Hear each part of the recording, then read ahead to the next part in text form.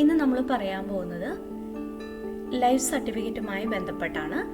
പ്രവാസി ക്ഷേമനിധി ബോർഡിൽ നിന്നും പെൻഷൻ വാങ്ങുന്നവർ, കുടുംബ പെൻഷൻ അല്ലെങ്കിൽ അവശതാ പെൻഷൻ ഇങ്ങനെ വാങ്ങുന്നവർ 2025 വർഷത്തെ ലൈഫ് സർട്ടിഫിക്കറ്റ് മാർച്ച് 31-നകം തിരുവനന്തപുരം ഹെഡ് ഓഫീസിലേക്ക് തപാലിൽ അയച്ചു നൽകേണ്ടതാണ്.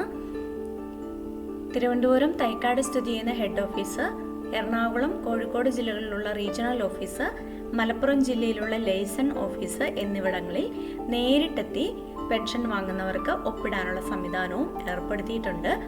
നിലവിൽ വിദേശത്തുള്ളവർക്ക് ഇന്ത്യൻ എംബസി മുഖാന്തരം സാക്ഷ്യപ്പെടുത്തിയ ലൈഫ് സർട്ടിഫിക്കറ്റും നൽകാവുന്നതാണ്.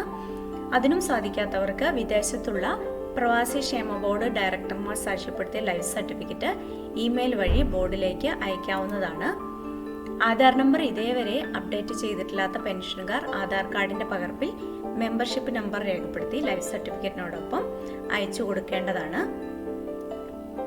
ലൈഫ് സർട്ടിഫിക്കറ്റിന്റെ മാതൃക, വിദേശത്തുള്ള ഡയറക്ടർമാരുടെ വിവരങ്ങൾ എന്നിവ www.pravasikerala.org എന്ന സൈറ്റിൽ നിന്നും ലഭിക്കുന്നതാണ്. ഈ വിവരം നിങ്ങളുടെ സുഹൃത്തുക്കൾക്കും ബന്ധുക്കൾക്കും പരമാവധി ഷെയർ ചെയ്യുക. പ്രവാസി ക്ഷേമനിധി പെൻഷൻ വാങ്ങുന്നവർ മസ്റ്ററിംഗ് ചെയ്താൽ മാത്രം പോരാ, എല്ലാ വർഷവും ലൈഫ് സർട്ടിഫിക്കറ്റ് നേരിട്ട് ഹാജരാക്കേണ്ടതുണ്ട്.